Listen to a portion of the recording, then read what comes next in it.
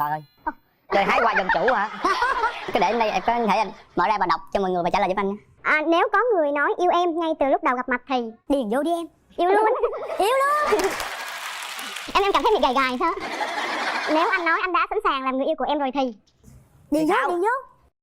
Thì sao? Bấm nút. Thấy chưa? Rồi nói luôn, hơi thở của anh là của em.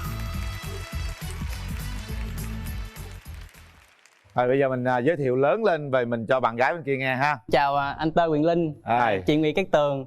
Em tên là Nguyễn Khánh Hưng, năm nay 28 tuổi, quê ở Bến Tre. Em đang làm phòng kế toán. Em đang công tác và sinh sống tại Bà Rịa Vũng Tàu. Ở Bến Tre mà làm kế toán ở đâu? Dạ ở Bà Rịa Vũng Tàu anh. Vũng Tàu luôn, từ Vũng Tàu vào đây luôn. Rồi mời bạn nữ giới thiệu. Xin chào anh Quyền Linh và chị Cát Tường cũng như mọi người trong trường quay. Em tên là Vi Thị Mỹ, hiện tại thì em 23 tuổi. Quê em ở Lạng Sơn, nhà gia đình em ở Đồng Nai và hiện tại em đang sinh sống và làm việc tại Thành phố Hồ Chí Minh. Lạng Sơn, Đồng Nai, Thành phố Hồ Chí Minh, Bến Tre, Bà Rịa Vũng Tàu, cái gì mà nó tùm lum hết trơn vậy. Cụ thể là công việc như thế nào em? Dạ vâng, thì hiện tại em đang làm nhân viên kinh doanh tại công ty Yakult Việt Nam. Điểm mạnh, điểm yếu của em là gì? Điểm mạnh của em thứ nhất là em khá là nhanh nhẹn. Đó là vậy. Thứ hai là em thích nhận việc. Tính của em thì khá là dễ gần và vui vẻ. Em có những cái tài lẻ như là khi em có thể móc len chẳng hạn, bơi lội. Rồi khuyết điểm của mình là gì? Dạ khuyết điểm của em thì nhiều khi lanh quá đâm ra giống lanh chanh. Những người mà mới tiếp xúc với em thì người ta cho rằng là em là khá là khó gần. Em cảm thấy là em có một cái vài điểm hơi khó, ví dụ như là ăn uống hoặc là tính tình, có thể là sáng nắng chiều mưa chưa ăn uống khó là khó làm sao? Có một số loại rau em không ăn được, như là rau diếp cá chẳng hạn, em không ăn được. Rồi bây giờ mình giới thiệu về mình cho bạn gái nghe đi. Điểm mạnh của em là một người vui vẻ, hòa đồng. Đôi lúc thì em cũng hay tạo tiếng cười. Nếu mà nhà em có việc gì đó em nhanh lắm, làm nhanh lắm.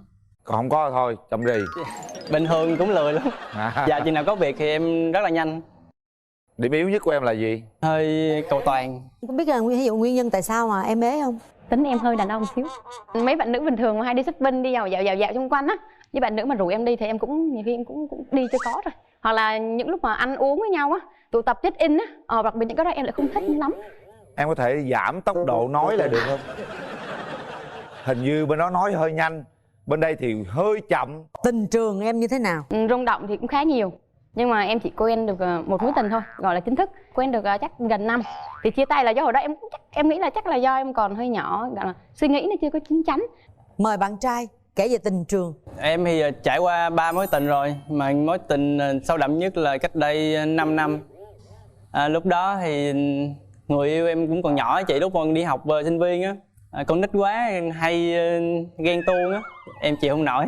Mình có lăng nhăng gì không mà người ta ghen? Dạ không chị, em bạn bè bạn nữ nào thì bình thường thôi chứ đâu có gì đâu chị. Dạ anh ơi, em là em ghen lắm luôn đó nha. Yêu á thì nên ghen, nhưng mà ghen cái mức độ vừa phải. Bắt được bạn trai đó làm gì có lỗi với mình thì mình ghen cũng được. Rồi bắt được, còn chuyện gì để nói nữa em? Có hiện tượng thôi chị chứ không phải là bắt gặp. Em mà về mà gặp cô vợ bên kia là coi như em là không có cửa cãi rồi đó. Kiểu đàn ông mà mới lú ra là mình thấy là mình phải ngắt nụ liền chứ mình để Dạ đúng rồi.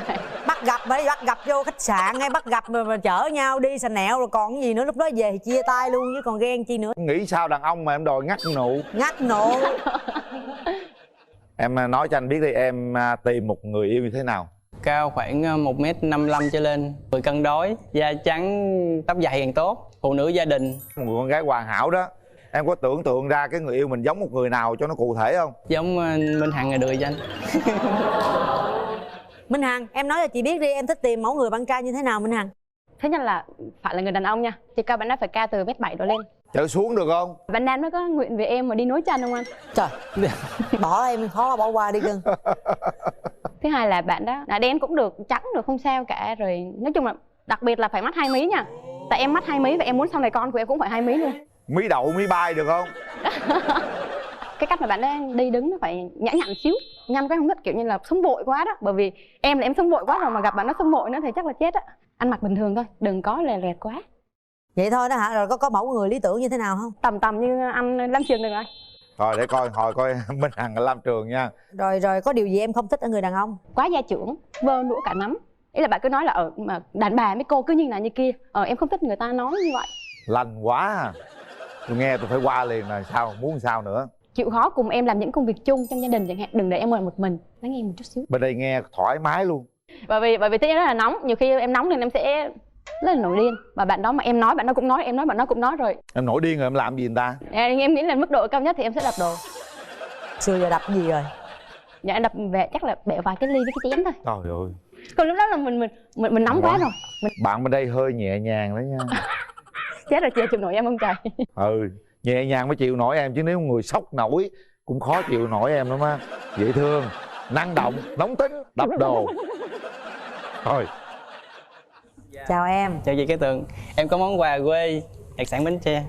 Chưa có nói gì hết trơn, cái cho ăn kẹo ngọt rồi sao mà nói được. Chị có Thôi. gì nói vài lời ngon ngọt với Rồi, em. cảm ơn em. Dạ.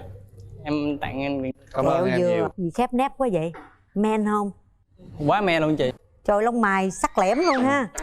Này chắc có tém lông mày nè. Đâu có chị. Tự nhiên hả? Dạ. Mắt 2 mí to nha, bên kia mũi to.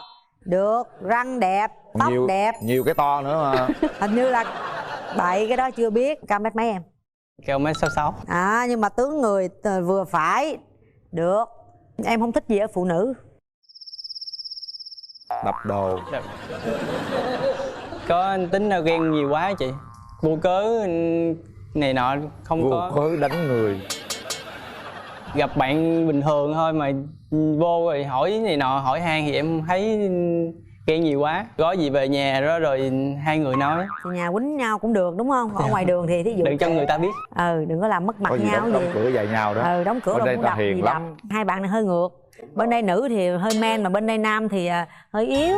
Đó, nó khổ. Yếu gì sao biết yếu? Yếu là yếu về gọi là nó không có mạnh á. Sao biết không mạnh? Trời ơi. Coi thường đàn trai à. Chưa biết ai mạnh hơn ai rồi nha. Rồi bây giờ mình hỏi ý kiến người thân rồi cho hai người gặp mặt nha. Hôm nay em đi với ai? Dạ em đi với bạn em ạ. Em chào chị Cát Tường, em chào chị, em chào anh Quyền Linh. Chào chị Quyền Linh đúng không? Em là đồng nghiệp của Mỹ. Tính của nó là nó hay nhận bản thân nó không tốt. Nhưng thật ra khi tiếp xúc với Mỹ rồi mới biết Mỹ nó là người sống tình cảm lắm. Nó đập đồ xong rồi nó sống tình cảm cũng được. Nếu mà anh có dịp tiếp xúc với Mỹ nhiều á, bên ngoài nó lanh chanh vậy thôi, nhưng mà con người của nó quan tâm anh một cách rất là tinh tế chứ không phải như vậy đâu. Thì em nghĩ độ tuổi của anh chắc là quen cũng là nghiêm túc rồi đúng không anh? Đúng rồi. Anh nghiêm túc không anh? Quá nghiêm túc. Dạ. Mỹ bình thường nó hay nói nhiều. Lỡ mà nói nhiều quá thì anh Ít nói lại. anh ngồi nghe không hả? Ngồi nghe. Em thấy là giống như là bù trừ cho nhau vậy đó chị. Bạn nói nhiều, anh thì nói ít. Anh kiên nhẫn, Lửa anh với điềm nước đạm. đúng không? Dạ đúng rồi. Bên đập bên dọn. Em rất là hy vọng vào cặp đôi này. Rồi em trai đi với ai em trai? Dạ đi đến chương trình thì có trưởng phòng em, hai đứa em và các anh chị đồng nghiệp. Thì lời đầu tiên thì anh cũng chỉ được nói với cả em gái này, Hưng ấy hiền lắm. Bạn ấy rất là men nỉ. Mỗi cái là đứng trước phụ nữ ấy thì bạn ấy là hơi nhát. Với em gái bên này thì là thực sự anh thấy em là cực kỳ lanh. Bạn Hưng thì không nói nhiều, bạn ấy sâu sắc á. Anh cũng hy vọng là hai em ấy gặp nhau trực tiếp ấy sẽ có thời gian gần gũi nhau hơn, tìm hiểu tâm tư trực tiếp với nhau thì nó rõ hơn. Về quy luật bù trừ thì hai em là thực sự là khá là tuyệt vời. Em tiết chế một chút và Hưng thì luôn lắng nghe. Một đôi là khá là đẹp. Rồi, bây giờ quan trọng là hai bạn mở màn lên xem có bù trừ gì được không nha. Sợ quá. Kéo Sợ màn gì lên. Trời ơi. Cái gì đâu sợ, kéo màn lên nào. Gặp nhau là ôm hôn thống thiết liền nha. Đó, không gian này là của hai bạn. Lần đầu hai bạn gặp nhau đấy. Rồi thì em cũng có món quà bên cạnh anh. Rồi. Cảm ơn. Bạn trai mở quà coi, quà bạn nữ là cái gì? Nhiều khi người ta móc cái gì nó tặng cho mình đó. Anh có mở qua được không? Dạ rồi. Gì vậy em? Dạ là một cuốn sách Đàn ông trăm tuổi, trèo qua cửa sổ và biến mất. Đàn ông hay là ông? Dạ ông. Em thêm chữ đàn nữa cho nó mạnh mẽ. Dạ cái cuốn sách này nó rất là hay, nó là cuộc phiêu lưu của một ông già, dù ông đã là 100 tuổi rồi nhưng ông vẫn là sống theo cái niềm đam mê của ông, là đi đâu đi đó. Và em nghĩ là mình cũng nên như vậy. Mình đừng có nghĩ là bây giờ mình 30 mấy tuổi, 20 mấy tuổi rồi thôi, những cái trò mà vui chơi cứ để cho mấy đứa nhỏ chơi, mình đừng nghĩ như vậy. Mình cứ chơi hết mình chơi đến khi mà không lết nổi nó thì về. Trời ơi. Ủa không có tặng đồ móc hả? Dạ có. Dạ có Có một. xong đem ra giới thiệu.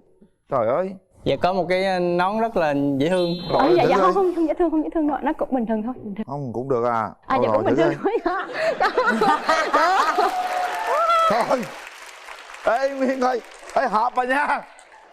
Trời ơi, Thôi, đẹp thôi. quá trời đẹp Em luôn. phải ngồi về mới ấn tượng nè. Đồ bạn gái móc. Mặt này là đi Đà Lạt là sướng lắm. Đúng rồi, mặc gì giống Lan Điệp luôn. Vậy là Em đi làm là giờ hành chánh. À vâng ạ, nhiều khi có tăng ca nữa. Tăng ca khoảng như mấy giờ? Dạ nếu mà sớm thì 6 rưỡi, còn trễ có thể lên tới 8 giờ. Em có hết đi phượt không?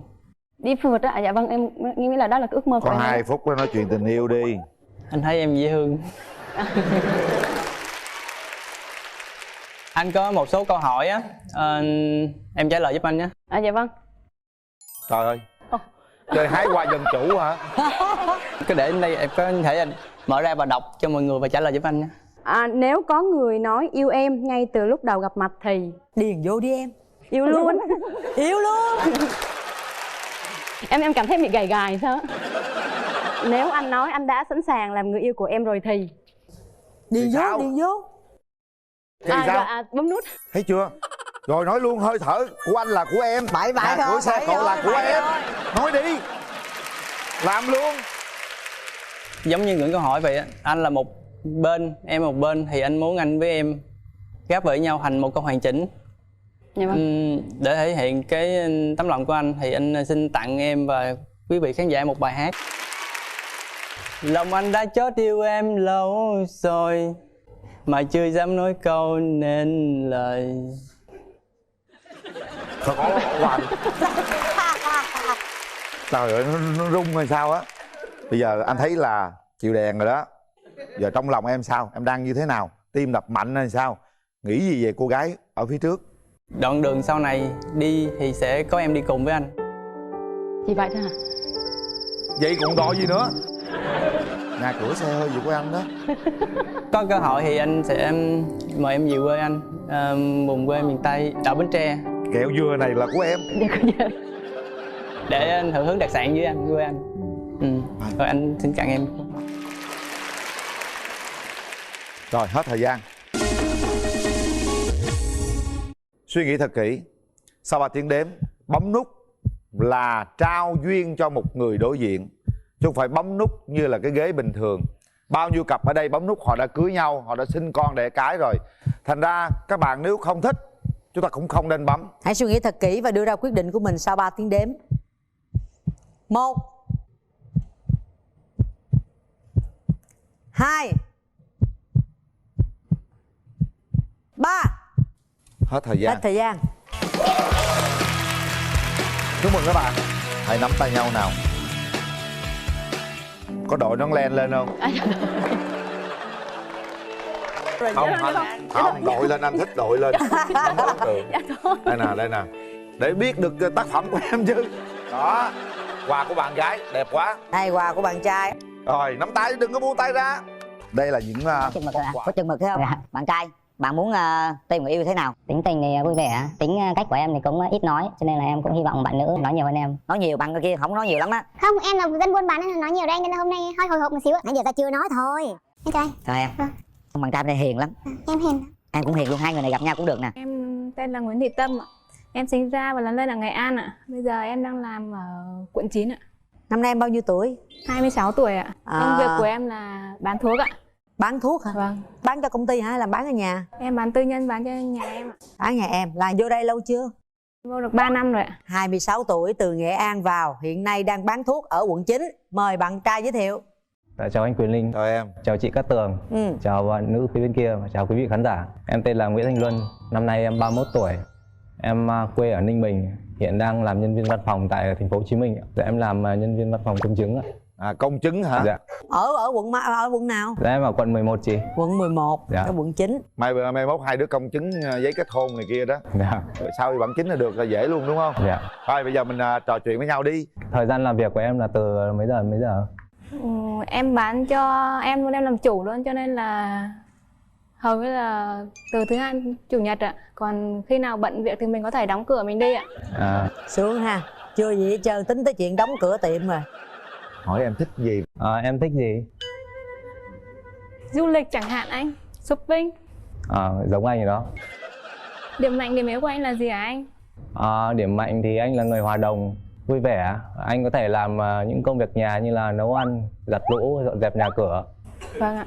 Còn điểm yếu thì anh đôi khi anh hơi vô tâm. Anh đi nhậu rồi em gọi điện hay gì làm gì anh vô tâm thì anh bỏ mình nghe ở nhà. Không, anh vẫn bắt máy, vẫn nghe điện bình thường. Thế thì chưa vô tâm. Điểm mạnh điểm yếu của em là gì? Điểm mạnh của em là em biết nấu nướng ạ. Khá là sạch sẽ. Rồi người biết quan tâm đến mọi người ạ. Mọi người cần gì hoặc là gì thì chỉ cần alo em cái là ok chạy tới liền ạ. Còn điểm yếu là khá mù đường ạ. Hay khóc ạ. Hay khóc. Khóc vì lý do gì? Nhưng mà xem một bộ phim gì mà tình cảm hoặc là cảm động một tí là khóc giống chị. Kiểu như bữa nay mà không được bấm nút là khóc đó. Chắc là vậy. Nếu vậy đi xem phim mình sẽ xem phim hành động nha. Không. Tình cảm đi. Tình cảm em lại khóc sao? Không, có anh rồi.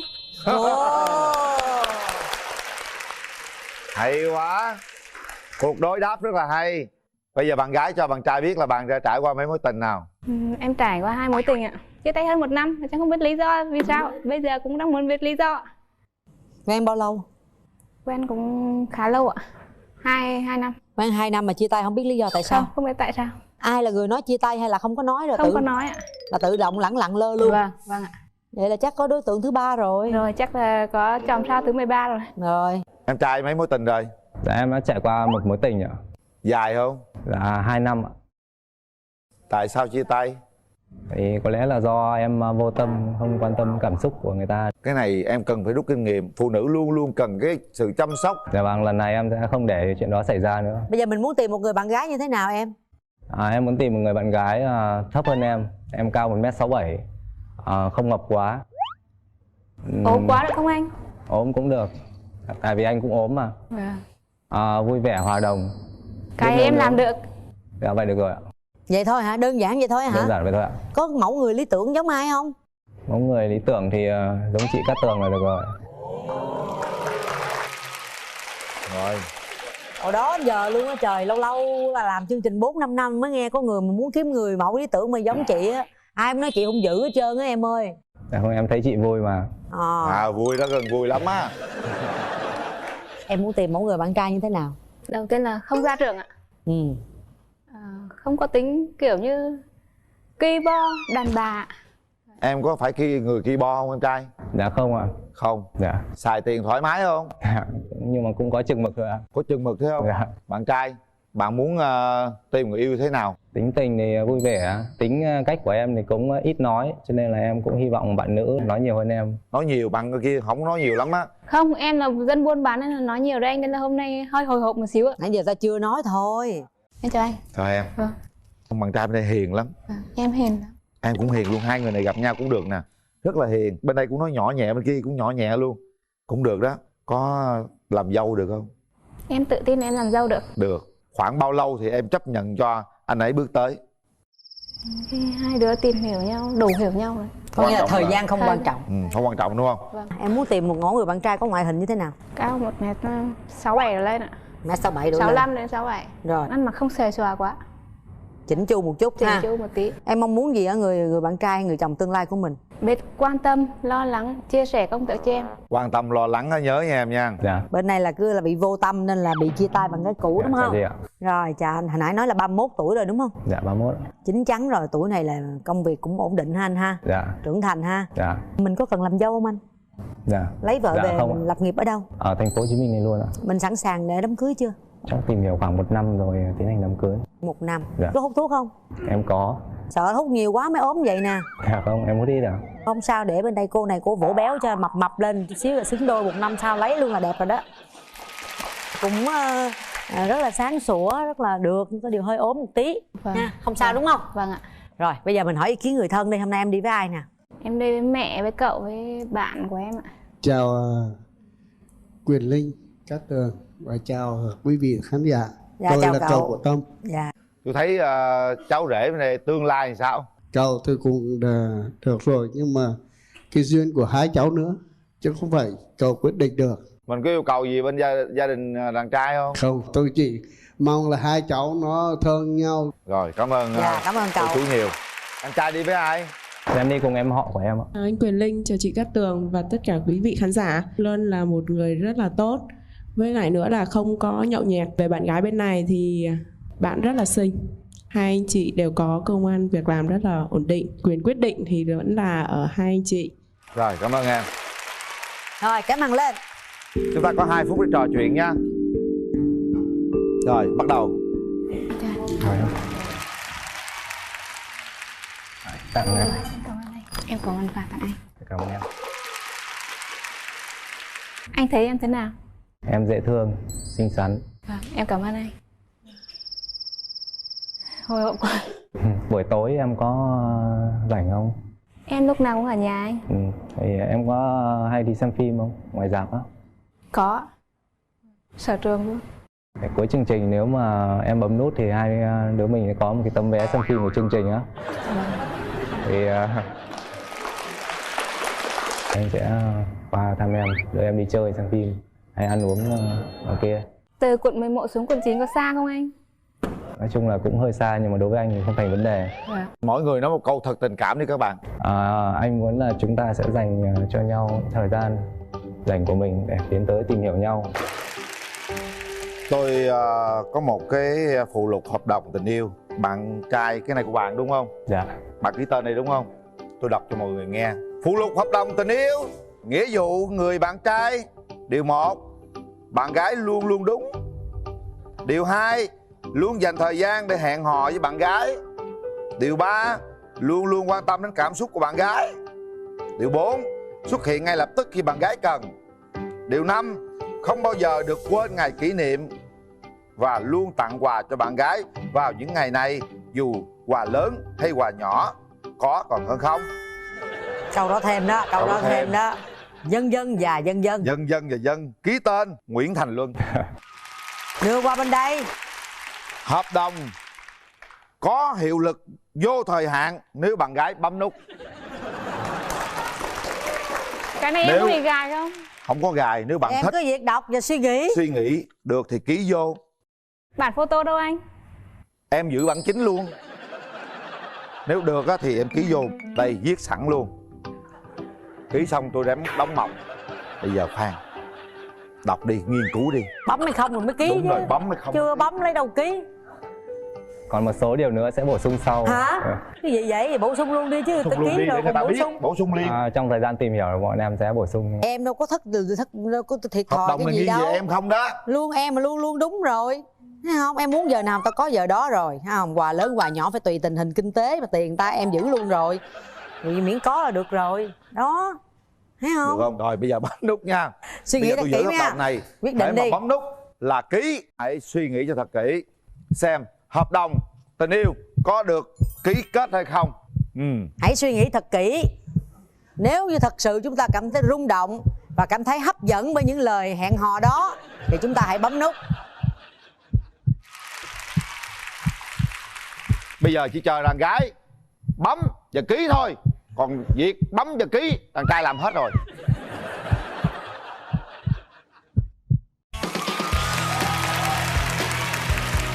Ký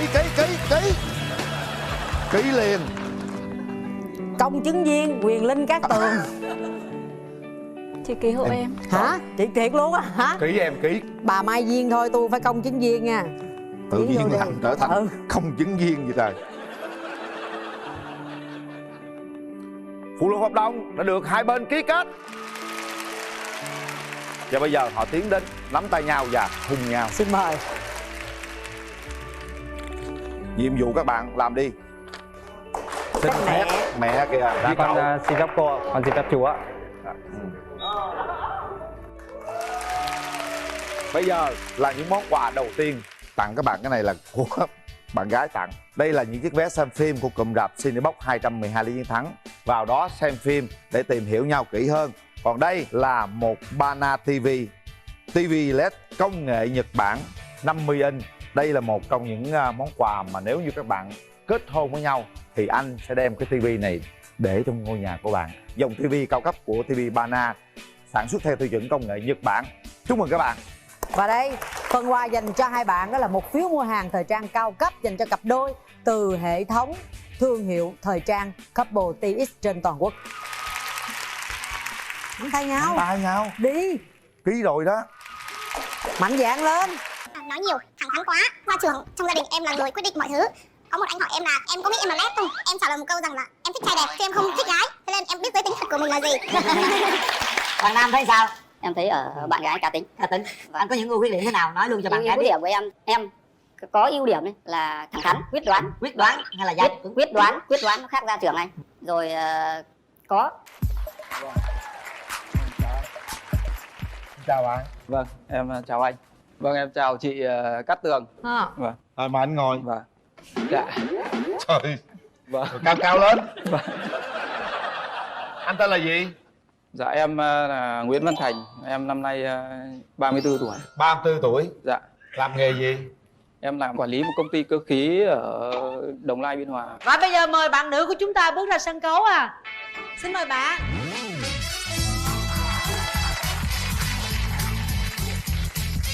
Dễ thương quá. Em giới thiệu về mình đi. Chào chị Cát Tường, chào anh Quyền Linh, chào tất cả các bạn khán giả. Em tên là Hồng, em đến từ Nam Định. Hiện tại thì em đang công tác ở Tây Ninh. Em làm bên ngành quản trị chất lượng. Năm nay em 26 tuổi. Theo cái tuổi của người Bắc, tụi em thì đó là cái tuổi mà người ta gọi là cần phải tìm chồng gấp ấy. Và ngày hôm nay em đến với chương trình này để tìm cái đối tượng của mình. Nếu như mà tìm được thì cảm ơn chương trình nhiều nhiều. Chào em Hồng. Chào anh Thành. Rồi. Anh thì quê dạ vâng em là con của Điền Quan Họ, là người quê con hương của Bắc Điền Linh. Quan Họ. Vâng, Bắc Linh, Kinh Bắc. Em vào đây sống cũng làm được 3 năm ở trong này. Mấy năm? 3 năm. 3 năm. 3 năm. Vâng. Bạn nói là sống ở quê Quan Họ, Bắc Dạ, Ninh. dạ. Thì quê Quan Họ Ninh là một trong những cái nơi mà khi nói nó thì nói đến những cái câu quan họ. Dạ vâng. Bạn có biết hát quan họ không? Em thì hát thì không hay. Đến với chương trình thì cũng có đôi câu quan họ để thể hiện tấm lòng của người Bắc Ninh. Rồi. Thể hiện mình là người Bắc Ninh. Vâng. Hát này ta biết mình ở Bắc Linh. Rồi vô đi, vô Vâng, đi, vô đi dạ. bạn. Hát 2, 3. Người Bắc Ninh vốn trọng chữ tình na. Người Bắc Ninh vốn trọng dân giao duyên nối khách đến nhà là hát, khách uống trà là ca, khách đi xa giữ chẳng cho về. Dạ vâng. Em hát không hay. Sao em? Nghe em thấy sao? Anh ở chỗ nào của Bắc Ninh ạ? Anh ở thành phố Bắc Ninh nha. Tại vì bạn em thì có người ở Bắc Ninh nhưng mà em chưa về Bắc Ninh lần nào. Em nghe nhiều về quan họ rồi ạ. Nhưng mà hôm nay nghe hát trực tiếp thì nó khác đúng không? nói chung nó khác hơn ở trên TV. Anh không biết hát. Ông nhưng mà quan trọng là em cũng không cần cái tài năng hát của anh. Em chỉ quan trọng tấm lòng của anh như thế nào thôi ạ. Em Thế bạn tự giới thiệu ưu điểm của bạn và khuyết điểm của bạn. Nếu mà ưu điểm và khuyết điểm thì nói chung là khuyết điểm nhiều hơn ưu điểm. Nói về ưu điểm thì đọc mãi ra thì được 3 cái. Thứ nhất là nhiệt tình, đảm đang, thẳng thắn. Còn về khuyết điểm thì rất là nhiều. Nói nhiều, thẳng thắn quá. Ra trường, trong gia đình em là người quyết định mọi thứ. Có một anh hỏi em là em có nghĩ em là lép không? Em trả lời một câu rằng là em thích trai đẹp chứ em không thích gái. Thế nên em biết giới tính thật của mình là gì. Bạn Nam thấy sao? Em thấy ở bạn gái cá tính. Cá tính. Anh có những ưu khuyết điểm thế nào nói luôn cho bạn gái biết. Ưu điểm của em có ưu điểm đấy là thẳng thắn, quyết đoán. Quyết đoán hay là dai? Quyết đoán nó khác ra trưởng anh.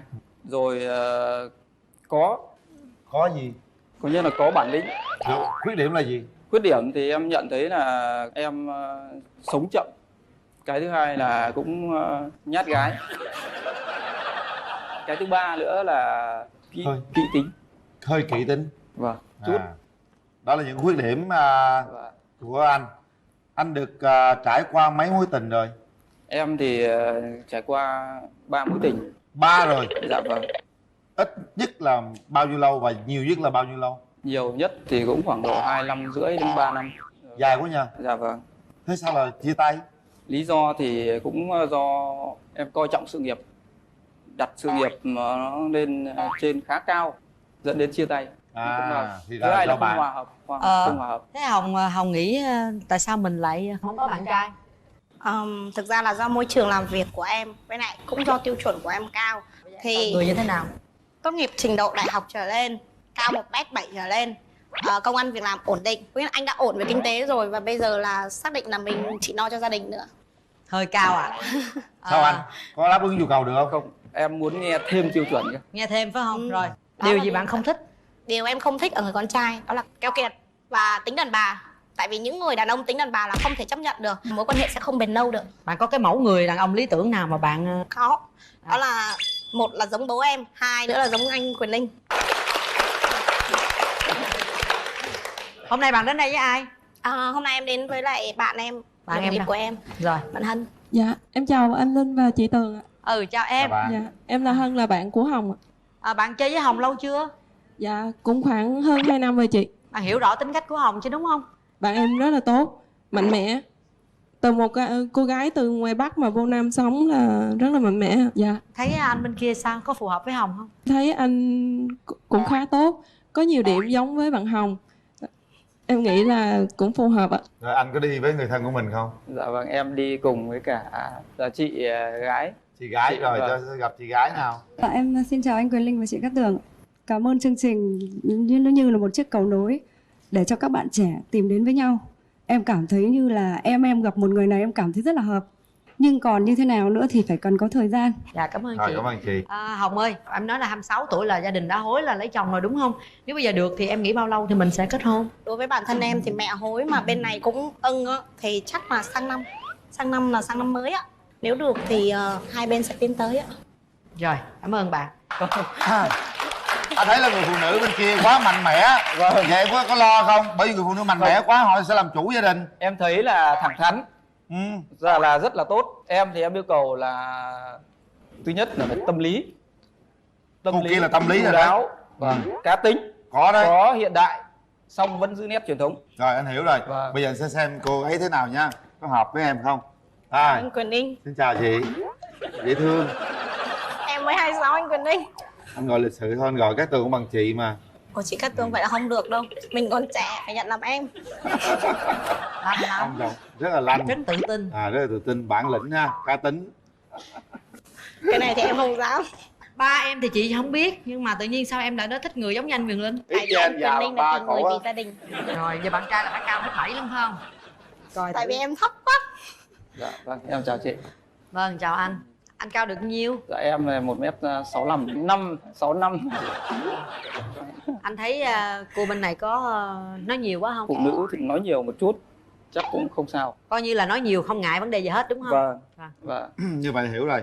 Chúng ta sẽ cho hai người gặp nhau để nhìn nhau, cảm nhận về nhau và quyết định có hẹn hò hay không. Kéo màn lên. 2 phút dành cho anh. Bắt đầu. Chào em. Chào em. Rất vui được làm với em. Với một em gái thấy cá tính, xinh.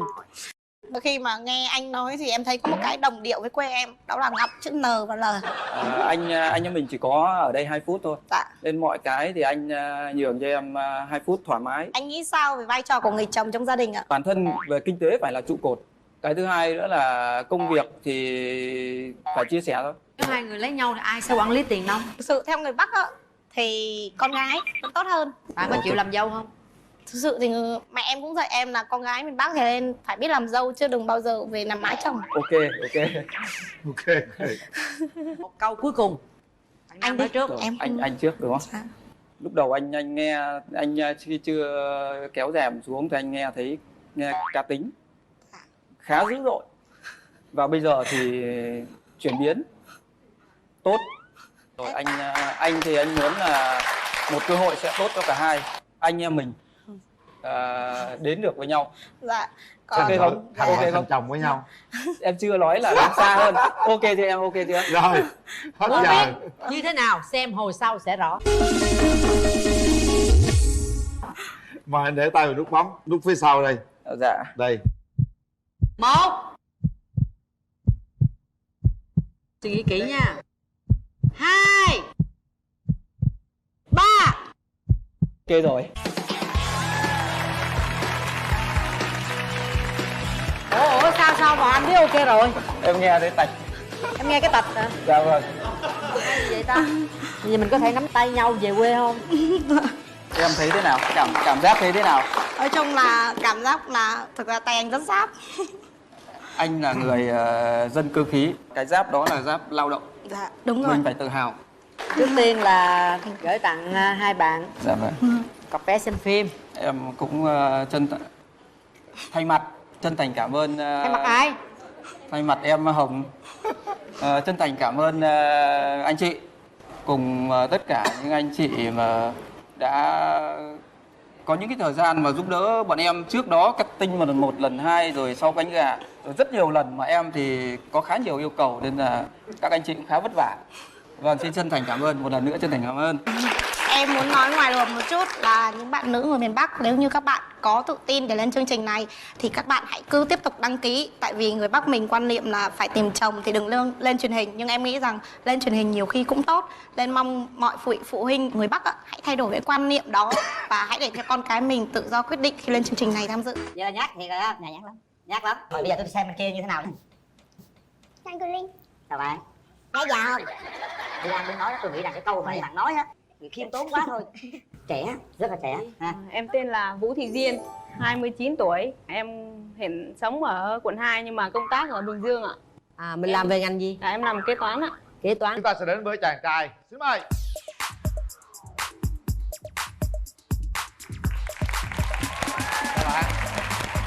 Mời bạn ngồi. Dạ.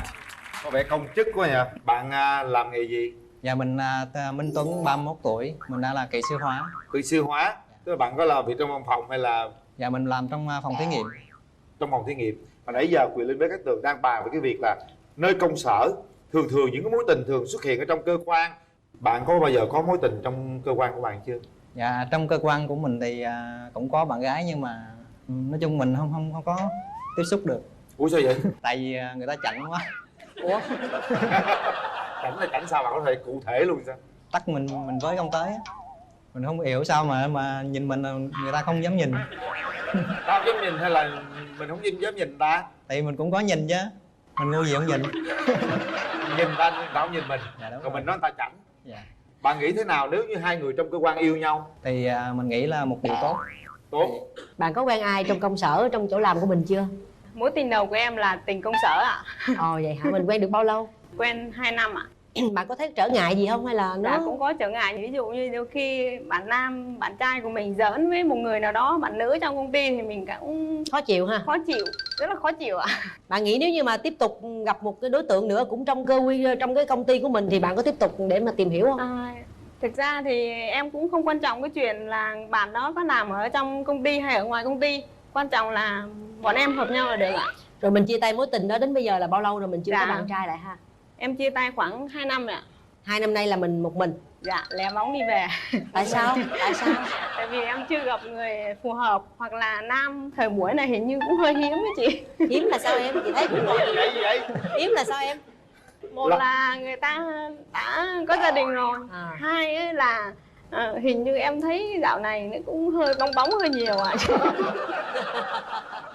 Để tôi hỏi bạn bên đây nha, ý kiến bạn nữ bên kia, bạn thấy như sao? Bạn thấy không, mình chẳng quen lắm, mình chẳng quen lắm. Mình chẳng quen lắm. Cơ bản đầu tiên nếu mình lựa chọn thì bạn lựa chọn cái người bạn trai của mình là người như thế nào? Đầu tiên em sẽ chọn người thông minh và tế nhị. Tại vì người nam mà thông minh thì em sẽ không phải nói nhiều ạ, nói ít hiểu nhiều ạ. Tế nhị là khi mà có thể là bỏ qua cho khi mà em nói cái chuyện gì đó, người đó có thể là nhanh hiểu hơn những người bình thường. Nhiều khi bạn nói khó hiểu quá, sao hiểu? Dạ không, em rất là thẳng thắn nên là cái chuyện nó khó hiểu chắc ít đấy anh. Bạn thường thẳng thắn chuyện gì nhiều nhất? Tình cảm em cũng rất là thẳng thắn. Em nghĩ đó là cũng là ưu điểm của em ạ. Rồi, bạn ấy thẳng thắn. Cái khuyết điểm của bạn? Vui buồn thất thường. Chắc là tại vì giờ này hình như gọi là gái già rồi, tới tuổi này không có bồ nên thường tâm lý hay vậy ạ. Tâm sinh lý không ổn định ha. Vậy những lúc em buồn thì em làm gì? Em chỉ ở nhà rồi lên mạng thôi. Lên mạng thôi, có đi chơi bạn bè rồi nhậu nhẹt hát hò rồi gì không? Đó, nhược điểm của em là không biết hát ạ. Và chưa từng bao giờ hát ạ. Không có thuộc bài hát luôn ạ. Bạn hôm nay bạn đi gặp người đối tượng của mình mang cuốn sổ để chi vậy? Mình có một hợp đồng. Hợp đồng? Hợp đồng mới thôi được. Nhưng mà qua để chút xíu mình nói ha. Rồi, Vấn đề là tiêu chuẩn của bạn để tìm bạn gái như thế nào? Dễ thương, năng động với lại là vui vẻ. Hình như 3 tiêu chuẩn Ưu này điểm em của thấy bạn là- là gì? Mình có thể suy nghĩ và sáng tạo được. Khuyết điểm? Khuyết điểm là mình nhát gái. Nhát gái? Hồi đó giờ cũng trải qua mối tình rồi mà cũng nhát gái hả? Dạ mấy mối tình kia toàn là người ta tới cua mình không. Trời ơi, hay vậy? Vậy là giỏi rồi. Không bao giờ bạn của ai chứ hả? Không. Vậy là nhát thiệt rồi á? Dạ nhát lắm. Nhát lắm. Rồi bây giờ tôi xem bên kia như thế nào nhé. Chào anh Quỳnh Linh. Chào bạn. Gái già không? Tôi đang muốn nói đó, tôi nghĩ rằng cái câu mà bạn nói á khiêm tốn quá thôi. Trẻ, rất là trẻ ha. Có hợp với bạn bên đó không anh? Bạn bên đây Đẹp trai không? đẹp trai. Bạn thích đẹp trai không? Bằng anh này được không? Hả? Vậy anh cũng lên tầm đẹp trai hả? Cảm ơn em rất nhiều. Tại sao cái mối tình trước đây của mình là bạn chia tay? Sau một thời gian tìm hiểu thì gia đình nhà bạn nam đó không có coi tuổi em thì không có được ạ. À có nghĩa là yêu nhau rồi nhưng mà dắt về nhà coi tuổi thì không hợp. Dạ. Rồi chia tay. Dạ. Rồi từ đó dẫn tới các xích mích về sau. Thì tôi qua hỏi có coi tuổi không nha. Dạ em cũng đang định chút xíu nữa gặp anh đó em sẽ hỏi cô đó ạ. Rồi để tôi hỏi dùm luôn cho. Rồi sao? Dạ, Bên chị. đây đang sống với ba mẹ hả? Dạ đang sống với ba Ba mẹ. mẹ khó không? Ba thì cũng khó nhưng mà dễ. Trước giờ có vì yêu ai mà vì tuổi chưa hỏng hạp rồi chia tay chưa? Chưa cưới nên chưa có tính gì đó. Bây giờ đợt này quen là cưới chưa hay là quen chơi cho vui thôi? Quen cưới luôn. Cưới luôn phải không? Nếu không hợp tuổi thì sao? Có thể hợp tính là được rồi. Tính Ông mà là tôi được thấy rồi. cặp này khó chịu lắm nha. Khó quá, bớt chút xíu đi chứ hai bên cũng... Bạn tuổi gì? Bạn tuổi gì? Mình tuổi heo. Tuổi heo, bên kia tuổi gì? Tuổi gì em? Dạ tuổi trâu. Trâu với heo. Hỏi Tí xíu cho mẹ thành tiền ngon rồi. Tôi tới xong cưới luôn đi rồi gì đi. Kéo màn lên.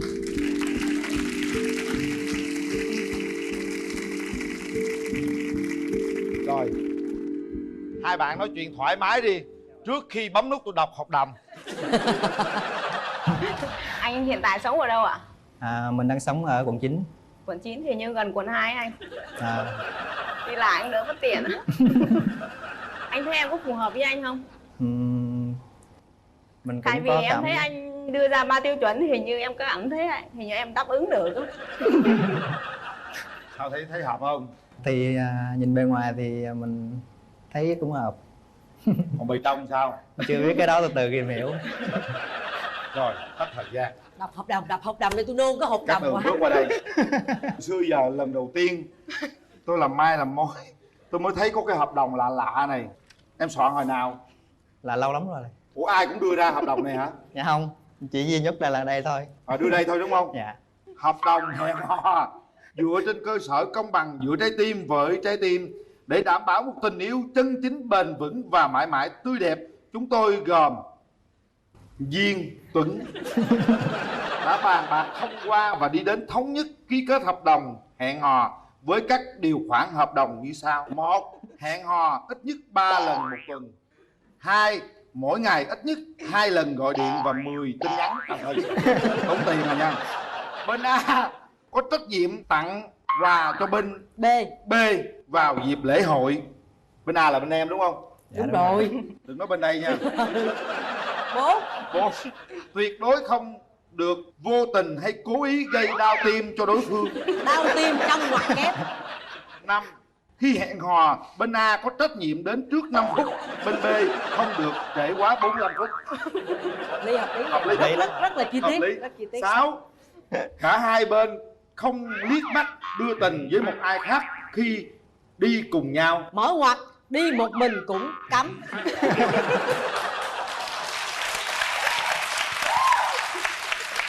7. Bên A không được tự tiện hôn khi chưa có sự đồng ý của bên B và ngược lại. Khó dữ vậy. Cái này mỗi lần hôn phải thỏa thuận hả? 8. Khi tình yêu đã chín mùi, bên B có quyền đòi hỏi chuyện kết hôn và bên A có nghĩa vụ đồng ý. Hợp đồng này được làm 2 bản có hiệu lực kể từ ngày ký và hết hạn khi hai không còn trên cõi đời này nữa. Nếu ai vi phạm hợp đồng sẽ bị xử phạt theo quy định hiện hành của người kia. Bên A tên B tên người làm chứng anh Quyền Linh, chị Cát Tường. Trời ơi, cái này hơi căng nè. Chắc mai mốt anh với em phải làm cái mộc quá, mộc công chứng tình yêu á. Rồi, bạn có đồng ý không? Thì ký vô nha. Bây giờ Phan để bấm nút á. Nguy hiểm quá rồi. Nguy hiểm quá, bấm nút xong rồi nếu được thì bắt ký vô nha. Sau 3 tiếng đếm rồi chúng ta sẽ hạ hồi phân giải. 1 2 3.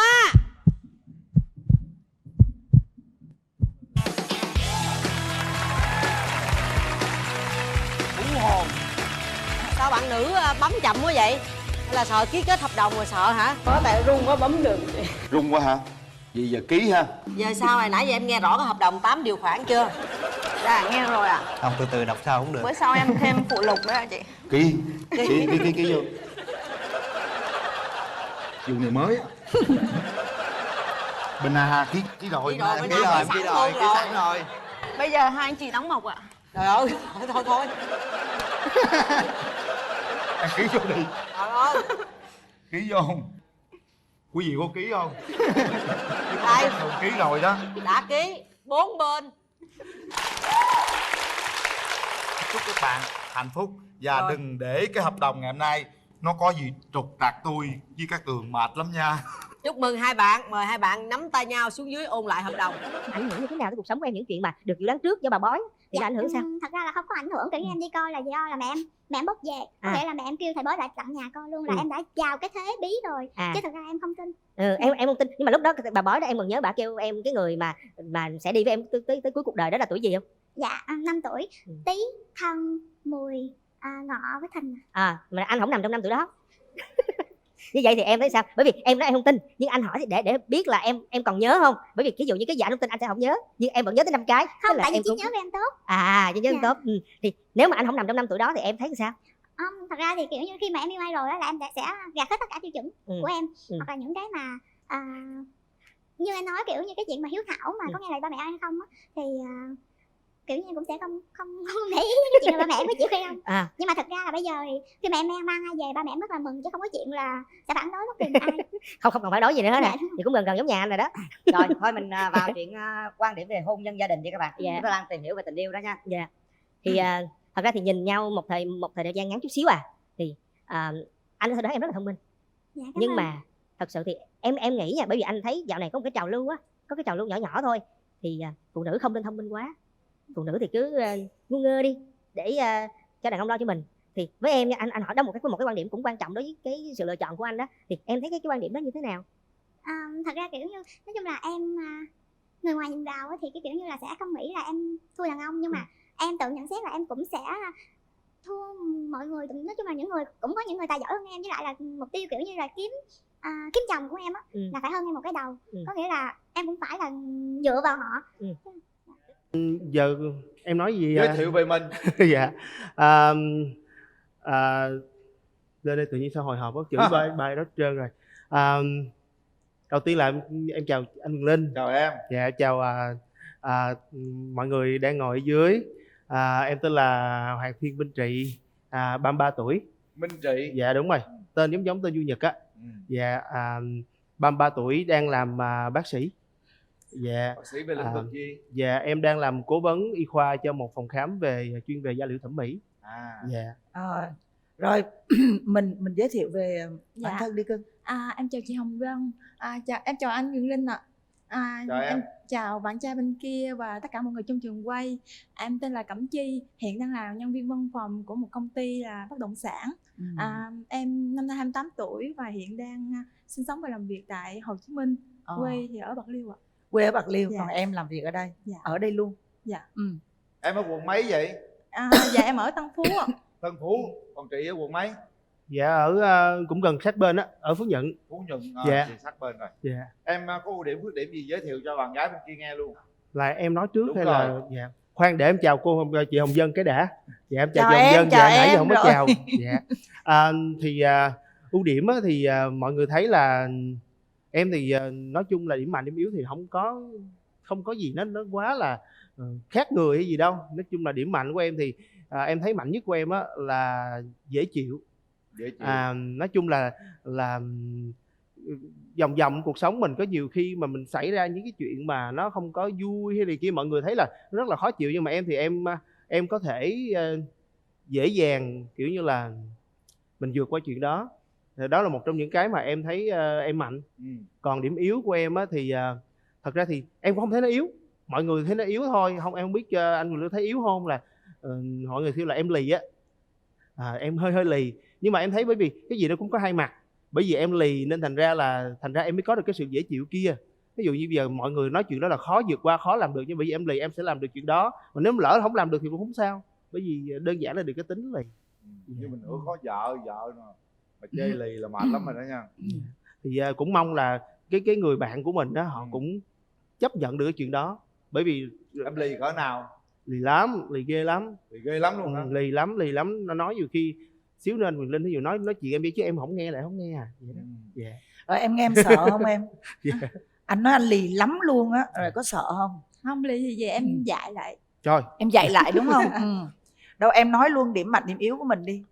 Dạ, điểm mạnh của em là hòa đồng, dễ thích nghi, với lại là em kiểu là người thấu hiểu á chị, cho nên là luôn lắng nghe, luôn thấu hiểu đúng không? Dạ, mặc dù em ế nhưng mà cái kiểu em là tổng tài chia sẻ, kiểu như mọi người là hay tư vấn tình cảm cho mọi người.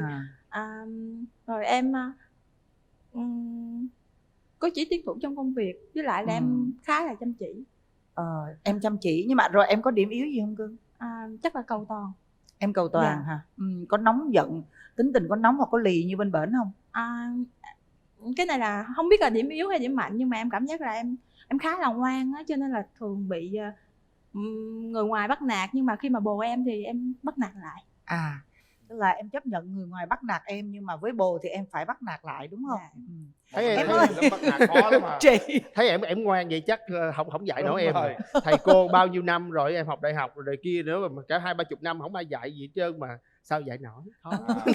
Mấy cô kia không dạy gì luôn hả? Dạ khó lắm. Khó dạy em lắm hả? Thà bỏ chứ không có dạy, bây giờ cũng ngồi đây nè. Thôi bây giờ cứ coi là sao. Bây giờ cái gì nói trước là bước không tới. Em lì cỡ nào lì, nhưng mà rượu có biết đâu có một cái bông hồng nào dạy được mình. Tại nghe em bên đó em nói em ngoan quá nên thành ra là chị kêu anh lớn với là nó chậm một xíu. Rồi bây giờ mình cho đàn gái biết là mình có mấy mối tình rồi. Nói nghe nè chị ơi. Dạ. Ở bên đây người ta có ý kiến á. Chào cưng. Trời ơi, không có ai nghĩ là mình là bên ngành y hết trơn á. Thiệt luôn á. Tự nhiên cái nói vậy à, bỏ nghề. Nhìn mình giống như là bên ngôi sao điện ảnh nào đó, hay là làm một cái nghề gì đó về nghệ thuật á. Dạ. Nói cũng nghe nhiều người nói vậy. Bên đây á, họ nói là em nói nhỏ quá, với lại nói nhanh quá, họ nghe không kịp á. Đó, họ chỉ nghe được mỗi chữ lì thôi, cho nên hiện giờ là mặt họ đang rất là xanh, rồi họ không hiểu. Quan trọng là chữ đó rồi, khỏi còn nghe chữ gì hết á. Chị em còn chưa nhớ tên. Anh Trị. Dạ. Chị á, em Trị á. Mà em nghe thấy tên Trị là em biết rồi bên nào chị bên nào, bởi vì dạy khó lắm. Chị mà nó không có chữ bất ở đầu. Đó, chừng nào mà có chữ bất thì mình mới dễ sợ, mình sợ đúng không? Chỉ Trị không thôi. Em nhớ tên bạn này không? Dạ chưa, em nói nhỏ xíu à, thực ra chắc do micro của người chơi á, không có nghe rõ. Thôi đi. Em nói lại tên cho bạn nghe. Anh ơi. Dạ, anh nghe em ơi. Anh nghe rõ tên em nha. Anh nghe một lần rất em rõ. Tên là Cẩm Chi. Cẩm Chi đúng không em? Có ý nghĩa là một loài hoa kiểu như xinh đẹp nhẹ nhàng á. Cẩm Chi. Dạ đúng rồi. Chi hay Nhi em ơi? Nhi hay Chi? Nhi là nhỏ, Chi là cái cành đó là cái nào? Đúng rồi đó. Chi là cái cành đúng không? Chi. Dạ đúng rồi. Chi Cẩm và Chi. Trị. Thôi tên mình phải mở rào cho hai người nói chuyện luôn. Con đừng nói, em đừng nói gì nè chị Hồng Vân, là không có tên Cẩm Chướng là được rồi, Cẩm Chi là ok. Đó, bởi vậy đó, không chỉ là Trị thôi chứ đừng có bất trị. Còn bên đây là Chi thôi, đừng có chướng đó, đúng không? Đừng đó, rồi, chứ chướng là Trị với chướng rồi thôi, rồi còn gì nữa đâu thấy đi về. Bây giờ tôi thắc mắc nè, bây giờ nhà trai như vậy mà lý do tại sao có mặt ở đây? Thực em, sự luôn á. Em mới nói đó, thì giờ người ta trước khi người ta nghĩ tới cách người ta chỉ mình, người ta quyết định bỏ mình rồi tới giờ mới ra vậy. Tại vì bất trị quá đúng không? Chỉ vì cái bất trị đó thôi gì hay sao? Đúng rồi, kiểu như là em cũng khó nhường, nếu mà vô lý là em không nhường đâu. Em rất là cưng, em sẽ cưng chiều, em sẽ nói chung là sẽ yêu thương đó, nhưng đừng có gọi là chướng quá là em cũng không nhường thì nó dễ nhưng mà lên ví dụ đường. nha, ví dụ xài khổ nhục kế là em có nhường không? Ví dụ giờ tao không nói gì trơn, tao khóc không? Đấy, khóc rồi xỉu không ấy cái xỉu cái đùng rồi sao rồi em có nhường không? Xỉu luôn. Khóc với xỉu thì em ngồi em ngồi coi tivi. Rồi như vậy thì để chị hỏi là em có mấy mối tình rồi? Hồi xưa thì em cũng thiệt chứ em hay nói gì nè là bàn tay bàn chân đếm là gần hết, kiểu như vậy. Bởi vì thật ra thì nhiều với lại nó ngắn quá. Nó cái mà anh chị biết sao không, là cái sao em hình như là cái duyên á, em gặp người nào cũng rất là ghen, thật sự luôn. Tức là họ chỉ có vui thời gian đầu khoảng 1 tháng này 2 tháng, cái tới tháng 3 là họ bắt đầu ghen. Mà mình lúc mà ghen á là cái không khí nó ngột ngạt, mà em tính em không có chịu được ngột ngạt thiệt sự. Là cứ với lại em thích tự do, em thích là mình nhiều khi mình sẽ có một vài thời gian cho riêng mình ngồi riêng, mình uống vài ly rượu chẳng hạn, hay là mình đi chơi thì không lẽ lúc đó mình cũng phải khai là mình đang ở đâu. Mình chắc chắn là em luôn có những cái nguyên tắc rất là cứng trong cuộc sống của em, bởi vì em lì mà, nên là em cũng khá là cứng trong một số nguyên tắc. Ví dụ như em sẽ không bao giờ nói dối, em sẽ không bao giờ ăn cắp. Thì ngoài ra em có thể làm những chuyện khác nhưng em sẽ không bao giờ phạm với 2 chuyện đó. Nên làm ơn đừng có nghi ngờ. Nếu em nói thật là em phải lúc tin đó tưởng, đúng không? Rồi em đang ở đó, em đang làm chuyện đó là đủ rồi. Đừng có theo rồi xong rồi. Nói chung là phụ nữ thì em thấy là đa số họ đều rất là kiểu như là thích mọi thứ phải trong tầm kiểm soát. Trong tầm kiểm soát. Nhưng mà để kiểm soát người đàn ông thực ra rất là khó. Thật ra là đàn ông nói dối, hay là đàn ông mà họ sinh tật hay họ giấu giếm, đa phần là bởi vì người phụ nữ họ quá là khắt khe. Thì em nghĩ là đó, cái kinh nghiệm của em thật ra là những cái của em nó bị ngang xương giữa đường gãy gánh, đa số là gì chuyện là đó. Như vậy thực ra như vậy là vài cái dang dở, mấy chục cái lênh đênh rồi đúng không? Đếm không có xuể đúng không? Đếm giờ ngồi đếm mệt quá. Thì đó chị mới nói đếm không xuể đó. Rồi để hỏi nè, 33 tuổi mà quá trời mối tình vô số luôn, đếm không xuể không luôn. Em nói là trong bàn tay bàn chân mình đếm hết, đếm vừa rồi, nó không vượt qua cái số đó. Còn gì trong bàn tay luôn. Dạ trong bàn tay thôi. Thì thôi mình cũng vậy, mình nói gì ai thôi, làm như là mình qua đây, đi qua đây nè. Nhanh lên. Còn đàn gái hả? Bây giờ hôm qua ông hỏi về mối tình bên đàn gái giùm tôi đi. Đó. Đây là cô bé rất là mong manh. Cái này là chỉ có xỉu thôi chứ không biết dạy kiểu gì nữa đó. Gương mặt rất là khả ái ha. Em có mấy mối tình rồi? Dạ em có 2 mối tình chính thức và nhiều mối tình không chính thức. Có đếm đủ 10 ngón tay không? Chắc hơn rồi. Em không nhớ, nhưng mà có 2 mối tình chính thức.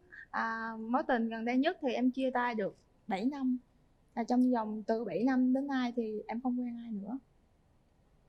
Em mối tình thứ nhất là mấy năm?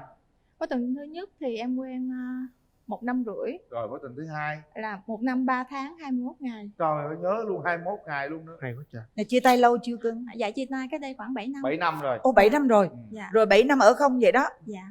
Ồ. Chắc phải có nguyên nhân đúng không? Lý do tại sao chia tay? Dạ thật ra thì cũng có nhiều người theo đuổi em, nhưng mà cái cảm giác mà họ mang đến cho em á, em không có cảm giác được an toàn á. Nhưng mà kiểu phụ nữ á, tại vì em cũng không có còn phải là quá nhỏ, cho nên là em cần nhất mà cái sự mà em không cần quá đẹp trai hoặc là quá giàu có, nhưng mà cái kiểu phải đem lại cho em cảm giác an toàn. An toàn đúng không? Nhưng mà cái lý do tại sao mà em chia tay cái mối tình lâu dài đó? Nói chung thì nguyên nhân sâu xa thì tính là đến nay mẹ em vẫn nói là do hai bên kiểu như là không chịu cố gắng vì nhau á. Sau khi mà em tốt nghiệp thì em về quê làm, xong rồi đó em hai người khoảng cách xa nhau thì nhiều cái mâu thuẫn á anh Linh, cho nên là chia tay. Rồi bây giờ mình cũng đã nói chuyện chút xíu về đường tình duyên. Hai bạn một bên cũng đếm coi trong đầu ngón tay ha, một bên cũng 2 mối tình chính thức rồi. Bây giờ mình bỏ qua những thứ đó đi, bây giờ mình đi tìm một cái mảnh ghép cho mình nè. Bắt đầu từ bây giờ, theo em thì cái con người mà em đang hướng tới là một chàng thanh niên như thế nào? Dạ cái mẫu người đàn ông mà kiểu như là sẽ thu hút được em á, thu hút được em là phải kiểu như phải điềm tĩnh. Em không thích một người nói quá nhiều nhưng mà không làm được gì hết. Bây giờ em thấy người bên đây điềm tĩnh không? Nhưng mà cái kiểu cũng chưa chắc anh, có nghĩa là anh đó đang muốn tạo thu hút với em, mà tại vì khi mà gặp nhau ở trên đây có vài phút thì mà chỉ kiểu anh đó không nói, em không nói nữa thì sẽ không biết là anh muốn tạo niềm vui thu hút em á ha.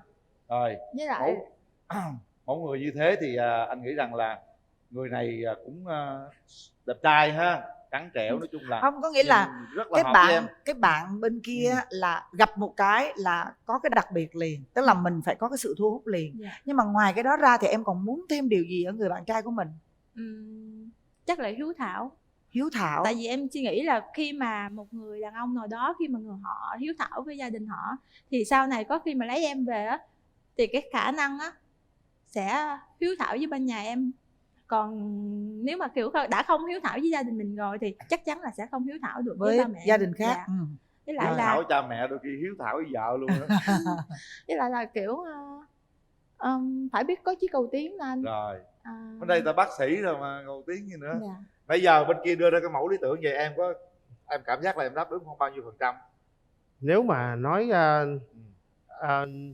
Chi ơi, anh nói chút xíu, em đừng nói anh nói nhiều nha Chi nha. Dạ. Là thí dụ như có những cái điểm mà bạn đó nói thì nhưng mà đối với em nó cũng hơi chung chung. Ví dụ như gần nhất là em nghe hiếu thảo á, thì anh không biết là cái tiêu chuẩn hiếu thảo của Chi với em là nó làm sao em? Thật ra là không có tiêu chuẩn đâu anh, nhưng mà kiểu như khi mà em tiếp xúc với anh lâu ngày, khi mà em yêu anh lâu ngày, thì em sẽ tự cảm nhận được anh là con người như thế nào á.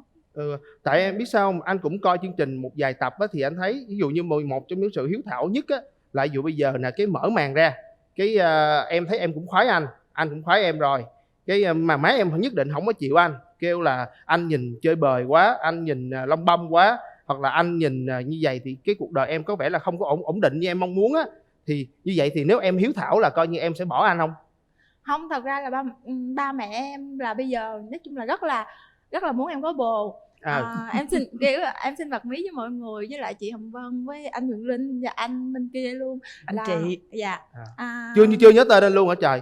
Không, em nhớ tên nhưng mà cái kiểu em muốn kêu vậy là cái mẹ em kiểu như là rất là sợ em bị lép, là ngày nào gọi điện cho em là cũng là hỏi là hôm nay có bồ chưa, mà ngày nào cũng gọi cái kiểu như là chỉ cần ra ngoài đường có bồ là được, có bồ đem về là được. Và đi coi bói là kiểu là bà bói nói chung là bà thầy bói nói là tháng 11 này em sẽ có hỷ sự, và đến nay là tháng 7 là mẹ em cứ đếm từng tháng là sắp đến tháng 11 rồi, sao chưa có bồ nữa, thì chừng nào có đám cưới rồi này nọ. Nói chung là mẹ em rất là sợ em bị ế. Rằng là mẹ em cũng muốn em lấy chồng, nhưng mà chị muốn hỏi là bây giờ nếu mà mẹ em không chịu chị mà em rất là thương chị thì em sẽ hiếu thảo hay là thì đó ý anh là hiếu thảo là vậy đó, chứ không phải là đặt trường hợp vậy. Ví dụ như mình hiếu thảo là mình có phải có cha mẹ mình nói gì là mình nghe hết không, ý anh vậy thôi.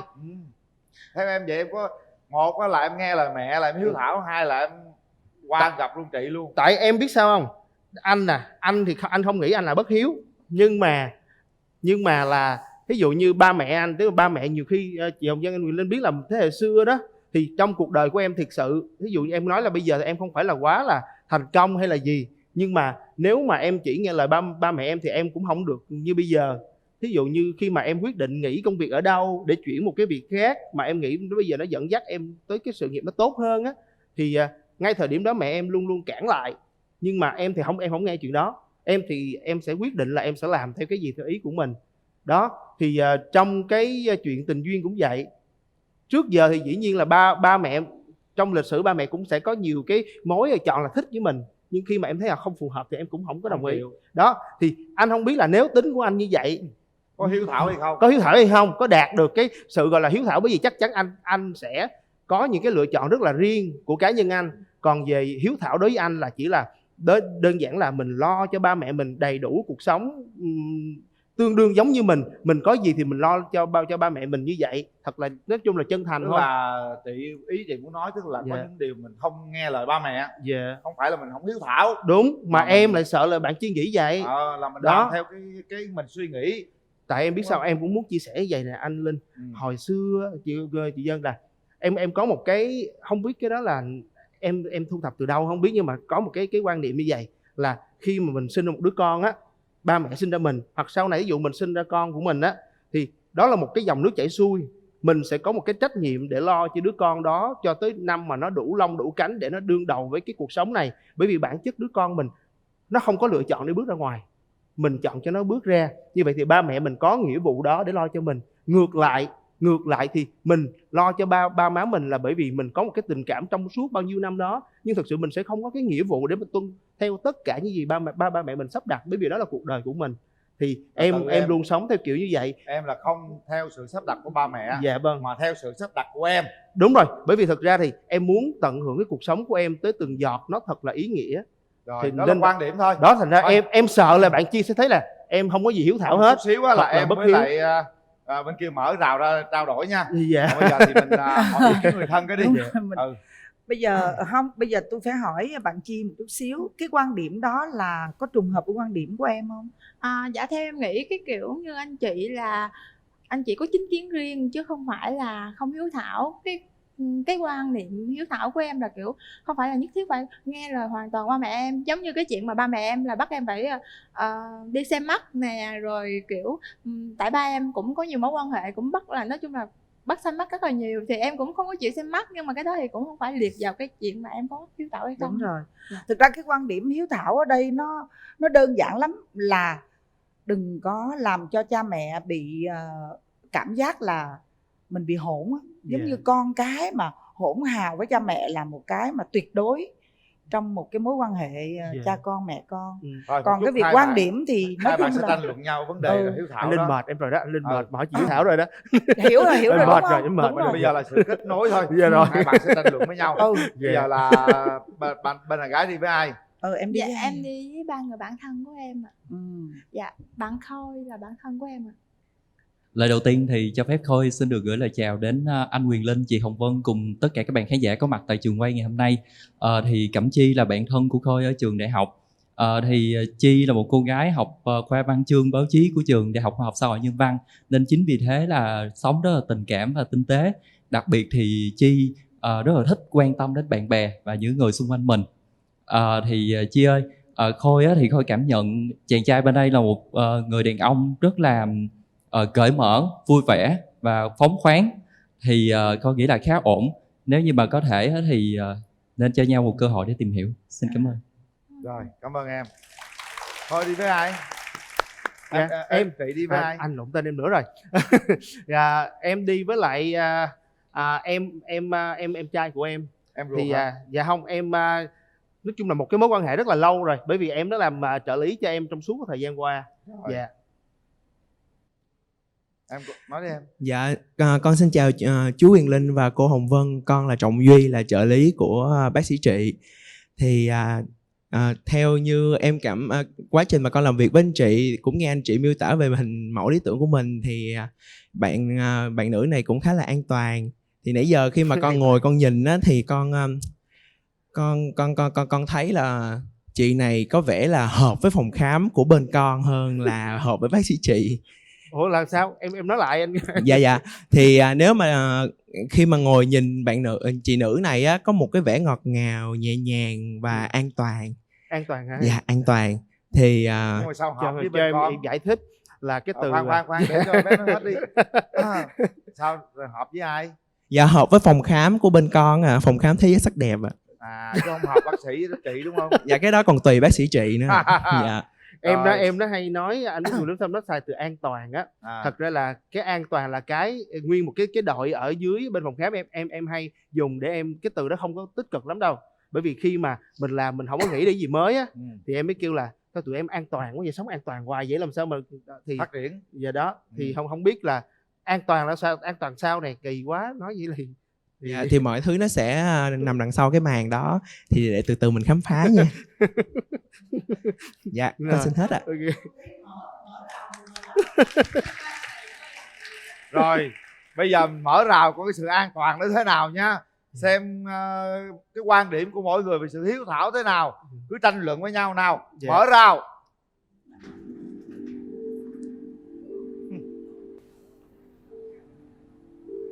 Đừng có qua khám nha bác sĩ. Dạ. Rồi em bắt đầu đi. Chào em. Cái này là quà. Mở ra đi cưng, mở ra đi chị. Chị mở ra xem là cái gì nè. Không, em đứng đó đi, em mở ra xem, em nói ý nghĩa của cái món quà. Anh mở ra đúng không? Anh mở ra đúng không?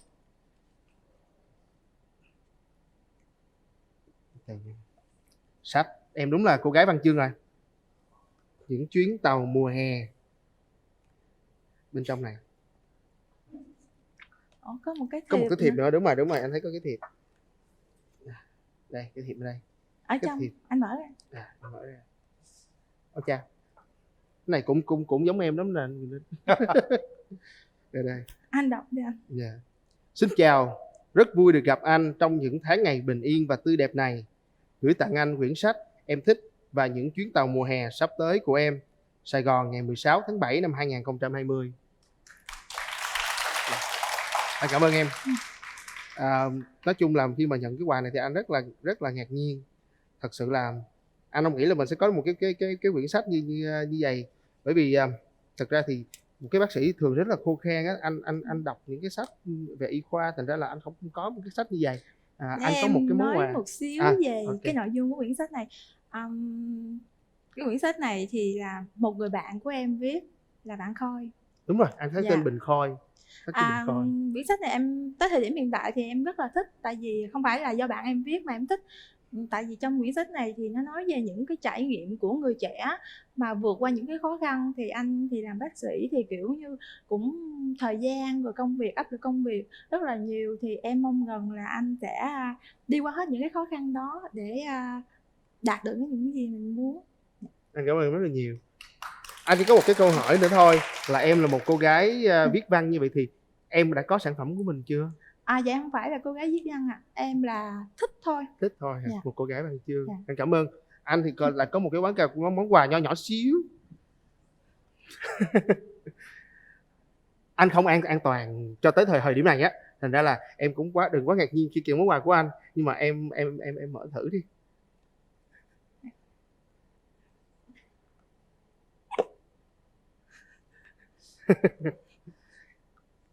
Cái gì vậy?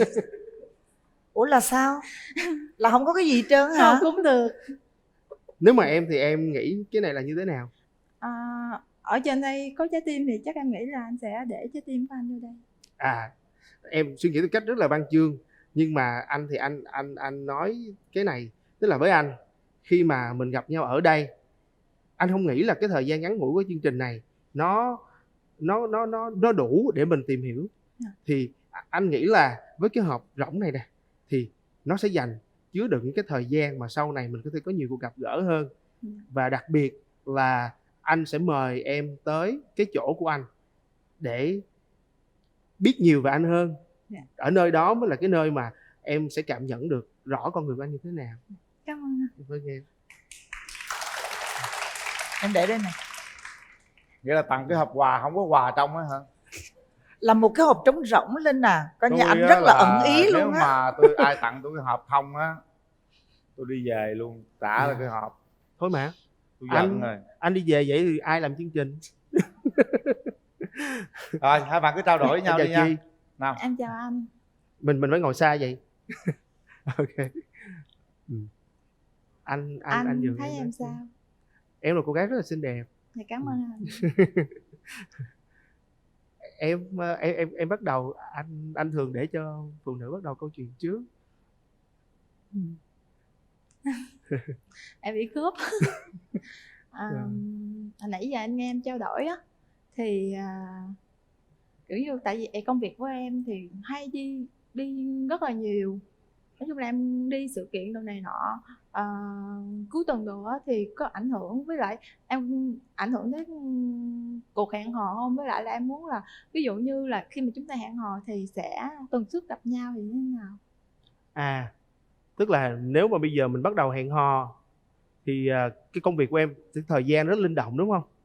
Thì... Dạ không linh động ạ. Em làm giờ hành chính, nhưng mà vì em làm bất động sản á, cho nên là thường đi vào cuối tuần. Thì với anh thì cái chuyện với lại là ở nhà kiểu như em ở trọ, cho nên là 10 giờ đóng cửa rồi. Em phải đi rất là nói chung là rất nhiều cái gọi là trở ngại đúng không?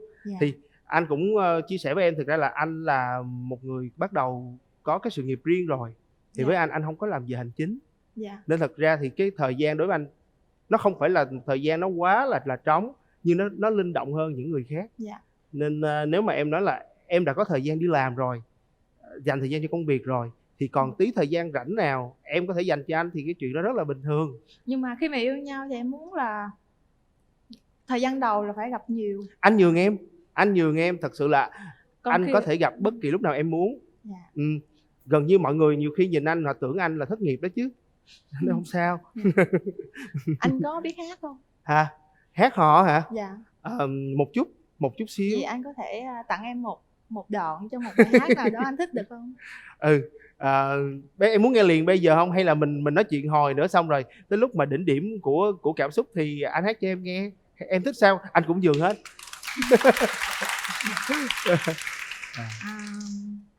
Thôi nói chuyện cũng được.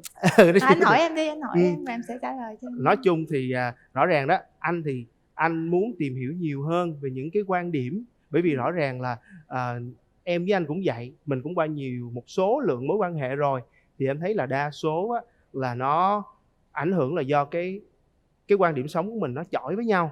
Thì hồi nãy thì anh cũng bàn về cái chuyện là quan điểm sống của em về cha mẹ. Anh cũng có nghe là em cũng có tham dự một cái số cuộc coi bói. Về cái đó thì anh không biết là với em thì những cái chuyện đó nó ảnh hưởng như thế nào tới cuộc sống của em, những chuyện mà được dự đoán trước do bà bói thì nó ảnh hưởng sao? Thật ra là không có ảnh hưởng, kiểu như em đi coi là do là mẹ em bốc về, có nghĩa là mẹ em kêu thầy bói lại tặng nhà coi luôn, là em đã vào cái thế bí rồi, chứ thật ra em không tin. Em không tin, nhưng mà lúc đó bà bói đó em còn nhớ bà kêu em cái người mà sẽ đi với em tới cuối cuộc đời đó là tuổi gì không? Dạ 5 tuổi, Tý, Thân, Mùi, Ngọ với Thìn. Mà anh không nằm trong 5 tuổi đó. Như vậy thì em thấy sao? Bởi vì em nói em không tin, nhưng anh hỏi thì để biết là em còn nhớ không? Bởi vì ví dụ như cái gì anh không tin anh sẽ không nhớ, nhưng em vẫn nhớ tới 5 cái. Không, tại vì trí nhớ của em tốt. Trí nhớ em tốt. Thì nếu mà anh không nằm trong 5 tuổi đó thì em thấy sao? Không, thật ra thì kiểu như khi mà em yêu ai rồi á, là em sẽ gạt hết tất cả tiêu chuẩn của em. Hoặc là những cái mà như anh nói, kiểu như cái chuyện mà hiếu thảo mà có nghe lời ba mẹ ai hay không á, thì kiểu như em cũng sẽ không để ý với cái chuyện là ba mẹ em có chịu hay không. Nhưng mà thật ra là bây giờ thì khi mà em mang ai về, ba mẹ em rất là mừng, chứ không có chuyện là sẽ phản đối bất kỳ một ai. Không còn phản đối gì nữa hết hả? Thì cũng gần giống nhà anh rồi đó. Rồi thôi mình vào chuyện quan điểm về hôn nhân gia đình đi các bạn. Chúng ta đang tìm hiểu về tình yêu đó nha. Thì thật ra thì nhìn nhau một thời gian ngắn chút xíu thì anh có thể đoán em rất là thông minh. Nhưng mà thật sự thì em nghĩ nha, bởi vì anh thấy dạo này có một cái trào lưu á, có cái trào lưu nhỏ thôi, thì phụ nữ không nên thông minh quá, phụ nữ thì cứ ngu ngơ đi để cho đàn ông lo cho mình. Thì với em nha, anh hỏi đó một cái quan điểm cũng quan trọng đối với cái sự lựa chọn của anh đó, thì em thấy cái quan điểm đó như thế nào? Thật ra kiểu như nói chung là em người ngoài nhìn vào thì cái kiểu như là sẽ không nghĩ là em thua đàn ông, nhưng mà em tự nhận xét là em cũng sẽ thua mọi người. Nói chung là cũng có những người tài giỏi hơn em, với lại là mục tiêu kiểu như là kiếm chồng của em á, là phải hơn em một cái đầu. Có nghĩa là em cũng phải là dựa vào họ. Tức là em cần một phụ nữ dựa một người đàn ông để có điểm tựa cho mình. Anh nghe em cũng có nói như vậy. Thì nếu mà một người đàn ông như anh hiện giờ, thì nếu anh nói với em là anh chưa đủ để em có thể dựa hoàn toàn vào anh, em vẫn phải đi bán bất động sản mỗi ngày mỗi tháng, em vẫn phải chốt từ 2 tới 3 căn hộ. Dạ em không thì phải làm sale sao? anh, em là marketing thôi. Em là marketing hả? Như vậy thì giống đó em phải có một cái áp lực là em phải hỗ trợ mấy bạn sale bán một tháng phải 10 căn hộ, ví dụ vậy. Thật ra là em cũng là người độc lập. Có nghĩa là khi mà quen thì em cũng sẽ không cần bạn trai phải chu cấp toàn bộ cho em. Có nghĩa là em sẽ tự lo được. Ngay cả chuyện mà khi mà em đi làm, khi mà em kết hôn rồi á, thì em cũng sẽ không có cái chuyện là sẽ nghỉ ở nhà để cho chồng nuôi. Thì đúng là như vậy, là một cái điểm rất là hay. Nhưng mà nếu anh là một cái người mà vẫn, tức là lương anh chỉ độ 10 triệu đổ lại, thì em nghĩ em có chọn người gì không? Mặc dù anh nghĩ là anh cũng có ngoại hình cũng tạm, nãy chị Hồng Vân nói. Rồi nói chung anh cũng sẽ rất là vui vẻ. Ở với anh thì thường là em cũng không có buồn. Anh thì không có nói quá nhiều đâu. Ở đây thì bắt buộc mình nói nhiều mới nói thôi. Và như vậy thì nếu như vậy thì em có lựa chọn không? Cái đó là tùy thuộc vào anh có làm cho em muốn ở bên anh hay không thôi. Nói tóm lại là bây giờ là coi như là cô bé này nãy giờ là gọi là bị tấn công đó, nhưng mà cô ấy đã gọi là rất là ngoạn mục để mà có thể là lướt qua hết tất cả những cái cuộc tấn công ồ ạt của đối phương, đúng không? Và bây giờ thì chị nghĩ là đã đến lúc mà tụi em phải trước là tặng cho nhau món quà về tinh thần, hồi nãy là không có vật chất rồi, bây giờ phải có tinh thần. Một ca khúc hay là một cái điều gì đó, đúng không? Như là cổ yêu cầu nên là em tặng cổ một bài hát đi. Dạ, anh cũng nói là anh chuẩn bị cái đó cũng kỹ. Hôm nay thì anh có một bạn theo đàn cho anh nữa. Thật ra anh muốn tự đàn, nhưng mà anh sợ là lúc lên đây gặp em anh run quá, anh đàn bị hư, chương trình lên bị nhục nhã, nên anh nhờ bạn đàn. Thì đây là một bài hát mà anh rất là thích. Thì chắc anh sẽ hát tặng cho em. Dạ. Mong là em đón nhận cái món quà đó từ anh. Rồi đứng lên đi cho có cục hơi nè. Dạ.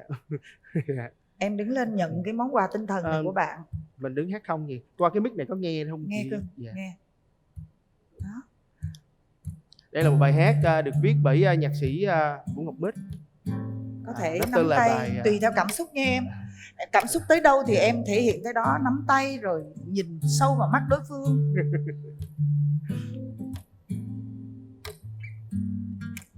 Chứ là quên lời sao ta? Em đánh thêm vòng nữa đi anh quên lời rồi.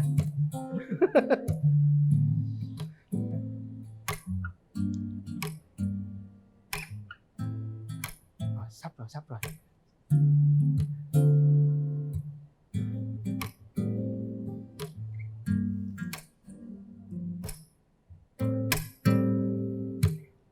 Đã có phút chốc bỗng thấy giấc mơ về em, có lẽ ánh mắt đó khiến anh không thể quên. Tiếng nói ấm áp vẫn cứ vang trong tim thức. Em đã xa rồi, không còn bên anh.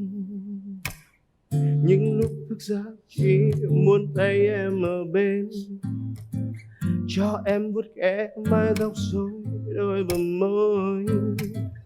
Anh rất muốn nói những tiếng yêu cùng em. Vì yêu là rất nhiều, vì yêu là yêu mãi. Nhưng chắc có lẽ những điều chờ mong sẽ không xảy ra. Khi em xa anh vội vàng bỏ xa hết tháng ngày qua. Em đang nơi đâu, có nghĩ về anh dẫu chỉ vài giây. Dù thời gian vẫn cứ trôi theo tựa mây. Baby, baby, baby, hãy đến với anh một lần ôi. Hãy cho tiếng yêu anh trao người. Dù lần đây là lần cuối, anh sẽ nói hết cho mày. No, no, no, no, no. Hãy đến với anh một lần thôi, và cho hết những phút sai lầm. Anh hứa trọn đời mãi bên em, chẳng khiến em buồn đau. Yeah. Da da da da da da da da da da.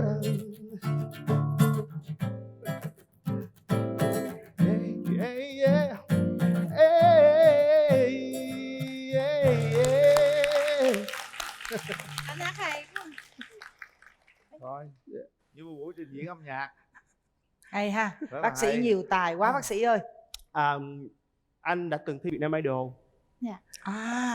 Dạ. Em Vậy... đã từng tham gia Việt Nam Idol, vào tới top 7. Wow. Vòng chung kết.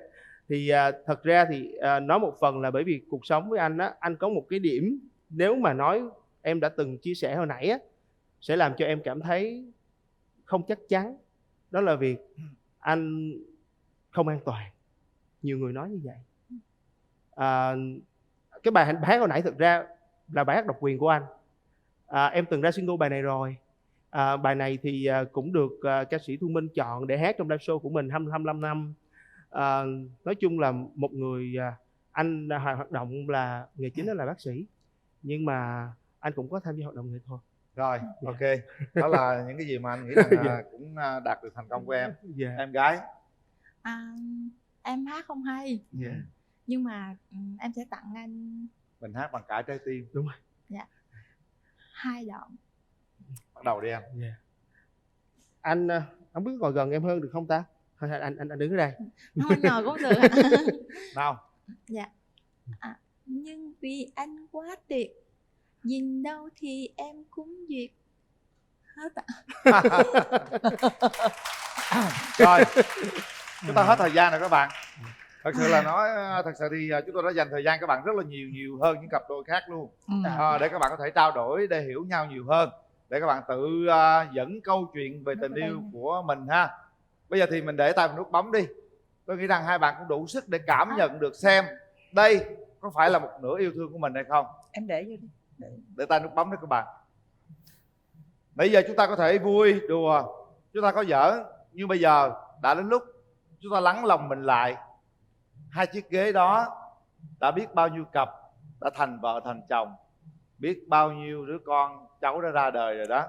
Thành ra chúng ta phải thực sự kiểm tra lại con tim của mình xem đây có phải là một nửa yêu thương của mình hay không. Nếu đúng, chúng ta đừng ngại ngùng bấm nút. Còn nếu không phải, chúng ta đừng bấm, để nút bấm đó cho nhiều người khác. Đừng cướp đi cơ hội của nhiều người khác. Chúng ta đang đối diện với gia đình, bạn bè, người thân và hàng triệu khán giả. Không sống dối con tim mình được nha các bạn nha. Hãy thật sự nghiêm túc với nút bấm của mình. Chuẩn bị, sau 3 tiếng đếm. 1 2 3. Hết thời gian.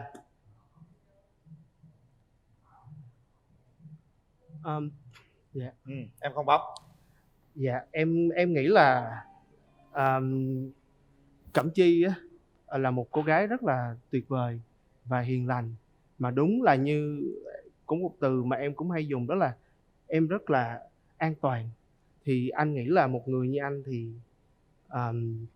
nó sẽ không phải là một cái chỗ dựa quá chính xác cho em trong cái cuộc đời hành trình dài sắp tới. Đó là ý kiến của anh. Cảm ơn bác sĩ, em đã nghiêm túc chiếm lấy trái tim của mình đó. Anh thấy rằng cũng không an toàn lắm, hoặc là có thể là an toàn không có thể phát triển hơn, đúng với những cái suy nghĩ của bác sĩ ở đây. Anh nghĩ rằng là chàng trai không bấm là cũng đúng đó. Đúng rồi, thực sự là Vân cũng có cảm nhận là chị sẽ không bấm nút. Mà không bấm là không phải vì là Chi gọi là Chi không, tức là không bấm là nghĩ cho Chi, đúng không? Chị cảm giác là em nghĩ cho bạn Chi, bởi vì em mong manh, em rất hiền và em rất là phải cần một cái chỗ dựa nó thực sự an toàn, giống như chị nói. Và chị là tự nhận thấy là chị không mang lại cái cảm giác đó cho em, thành ra là chị không bấm. Chị cảm nhận được cái điều đó ở em. Chi ơi, ở ngoài kia còn rất là nhiều bạn trai có thể bấm nút cho em. Yên tâm, em là cô gái rất là xinh đẹp ha. Em cũng là một người con gái khả ái, mà nghĩ rằng là cần một cái người có thể là an toàn hơn, đúng như những gì bác sĩ đã nói. Còn em trai thì cũng có rất nhiều cô gái sẽ bấm với em, biết đâu người ta sẽ hợp với những cái ý của em thì sao. Rồi, cảm ơn hai bạn đã tham gia chương trình. Chúc hai bạn sẽ sớm tìm được một nửa yêu thương của mình nha. Chắc chắn rồi, hôm nay cái hộp quà đó sẽ không bao giờ có quà cả. Đây, hãy giữ lấy kỷ niệm mà mình đã nhận trong ngày hôm nay, đừng quên nó. Hộp quà cũng vậy, mặc dù nó không có quà nhưng hãy giữ lấy. Có đôi khi người ta tặng mình hộp quà rất đẹp nhưng bên trong chẳng có gì cả. Không, anh sẽ có một cái thứ để lắp vào cái hộp quà đó. Đó là bởi vì anh thấy em là một người, em cũng rất là thích chăm sóc về ngoại hình của mình, bởi vì em rất là xinh. Thì anh sẽ có một cái gói đặc biệt dành cho em ở phòng khám của anh. Chỉ riêng em thôi. Chỉ riêng em thôi. Ok đó. Đây là sản phẩm Amity, nước rửa chén, nước lau sàn, nước giặt xả. Hãy nhận một kỷ niệm của chương trình gửi tặng cho các bạn. Còn đây là hai cái voucher của thương hiệu robot. Các em đi mua những cái sản phẩm làm mát cho gia đình mình á, thì là các em sẽ giảm 50%.